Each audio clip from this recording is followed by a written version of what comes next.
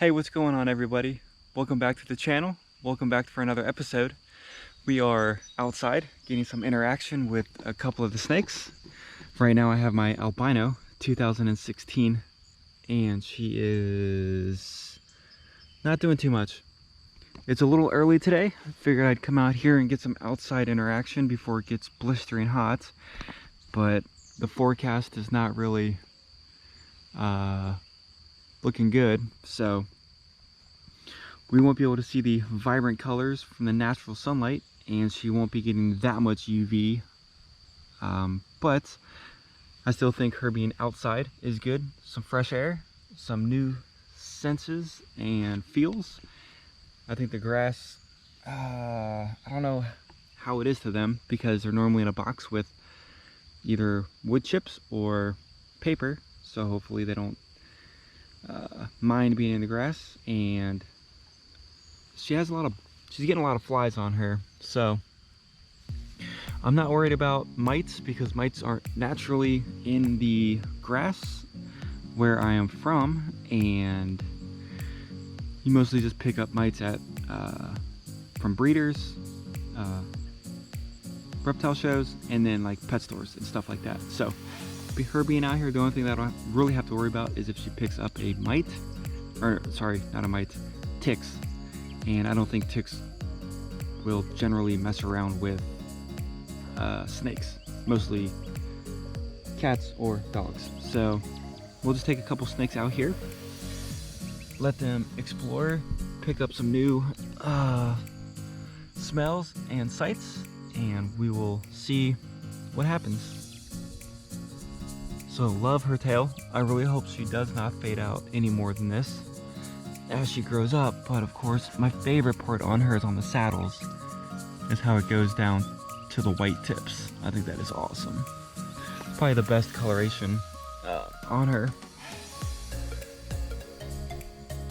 Pink belly, not sure if she's going to be going into shed soon, but I will be putting up a feeding video later today or tomorrow, and it will be of my 3, possibly 4 biggest boas, and she will be one of them that is eating.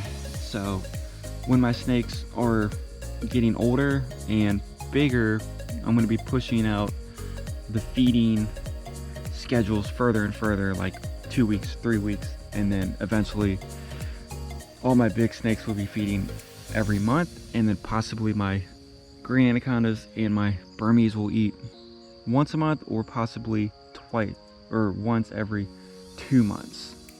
So we'll just have to see how the feeding goes on them when we get to that point.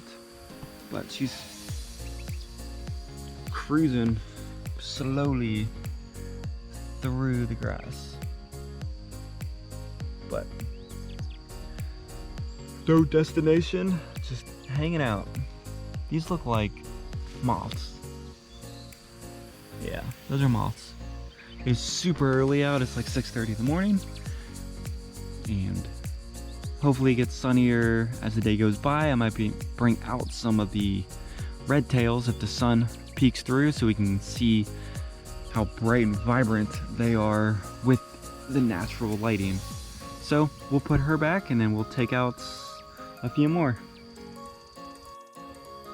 All right, I think you guys already knew I was going to take out the ghost, since she is one of the favorites on the channel, and she looks awesome out here in the grass. Really wish the sun was peeking through. It might still be a little early on that, but I think it's supposed to rain. Just check the weather, it's supposed to rain I think later on today, but doing what we can do right now with the limited dry morning. And these moths or baby butterflies are all over these snakes. Glad they don't bite. Everybody knows she is one of my favorites. She's just a really clean looking normal ghost. I mean, she is het for albino, but none of that's going to show up on her. I kind of want her to, there we go, we get some action going on. She's cruising. Loving this outdoors, all this space. I cannot wait until these snakes get gigantic, especially my other monster snakes, and take them out here. Got plenty of room for them to hang out. I don't have my 10-foot pool blown up because that thing takes like 9 hours, so I'm looking for a plastic pool, and it's hard to find because of this virus. Everybody's wanting to stay home and do home activities, and so going to like Walmart and stuff like that and looking for pool stuff for pools, I mean, everything's sold out. So just kind of waiting for stuff to restock, and then I can probably get a kiddie pool. But I still think even just like a kid pool, the plastic kid pools are going to be too small once these snakes get full grown. But man, her saddles are awesome. Love them, and I love the tail, how it's got the black rings around it. Her coloration is awesome. Again, nothing fancy, nothing crazy. It's just a good solid tone on the colors. So it's good to see these snakes in action. You know, it's awesome to watch them slither around with no arms or no legs. It's just their muscles and their body movements just pushing them to where they need to go. I think it's super interesting. But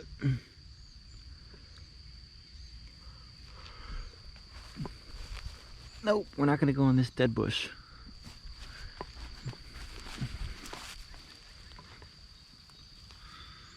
So we'll put her back. I know she's really enjoying. There she goes.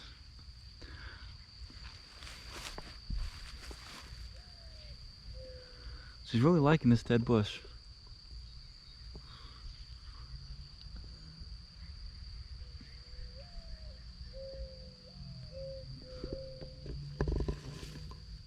So, on to the next one. This might be the first time I've ever taken a ball python out here in the grass, just because I normally just take the boas out here because obviously they are a little bit more active, and he's not going to do anything. He looks awesome though. Super white on the grass out in nature. Come on, you can go explore. No, you don't want to? He's so skittish though. Like, he will come out and explore sometimes, but most of the time he just curls up into a ball. But I do love the pieds, any pied. But I like I won't say the natural, but the original no-morph, or the original pied, is probably my favorite. Panda pieds are cool, dreamsicles are cool, but can't beat one of the originals. So I heard like 15 years ago, maybe even longer than that, the very first pieds were sold around, I think, $100,000, and then now you can find them for like 300 bucks, which is insane. But the hot new morphs, even nowadays, are going for 5,000, if not a little bit more. Because I think a panda pied female goes for, I don't know, the last time I saw it was around 3,000, which is a lot. But if you're a breeder, it makes sense to buy those and sell them and get a ton of money off of them. So he is being lame. Maybe not. Yeah. Go on, go explore. It's grass. Probably feels weird on your scales. There he goes.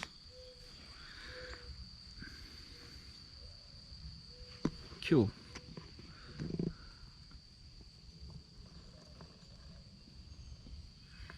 So it's kind of cool. I don't know if you guys can see it. There's kind of a face here, the eyes, and the mouth is kind of like a monster face. And it's got the two nice little runners right here, which is awesome. Let's see if I can get him going a little bit. Whoa, whoa, whoa, whoa, whoa, whoa. Didn't mean to scare you. All right. On to the next. He's not doing much. So I know a lot of you guys were with me when I first bought her, and she has come a very, very long way on trusting me and growing a bond with me. So I decided, why not take her out in the grass and let her enjoy some fresh air right now. I almost got out the anacondas, but we see them a lot. So she shed out a couple days ago, and she's looking awesome. So she's definitely getting bigger and bigger. It seems like every 2 months. So we will set her down, and there we go. So she is getting better at letting me hold her. I'm still hooking her out of the cage, but she is doing much, much better on not really throwing an attitude with me. So the more I hold her, and I've been holding her a lot this past, actually the last 4 days I've been holding her every single day, and it seems to really, really be working out. So I'm just gonna keep on hanging out with her. See, there's no way I could do that a couple weeks ago at all. So she's just super nice, and I know babies tend to throw attitudes and to, you know, puff themselves up and want to bite, and then once they get bigger and stuff, from what I hear, they turn into gentle giants. So just gonna keep on doing what I'm doing with her. Never had a burn before, never been around them or anything, and so it's definitely a learning experience. Pretty much it's a learning experience with all my snakes because I'm new to them. I've only been owning snakes for about 5 years, and every single day it seems like I'm learning something new just being around them. So, you know, just take it slow and take it one day at a time with these animals, respect them, and the only thing that I can do from them is learn from them and stuff like that. But she is awesome. Colors are awesome, patterns are awesome, and I don't know why all snakes are like super curious on phones and cameras. It's like, I don't know if they can see the reflection in it or what, but every time I take out an electronic device, they just go straight towards it. But that's it, guys. Try to throw up a feeding video tonight, possibly tomorrow, and hopefully you guys like these interaction videos, because that's really the only content that we can do with them. I mean, they don't really do much unless we interact with them. So looks like the sun might be peeking out here for a little bit.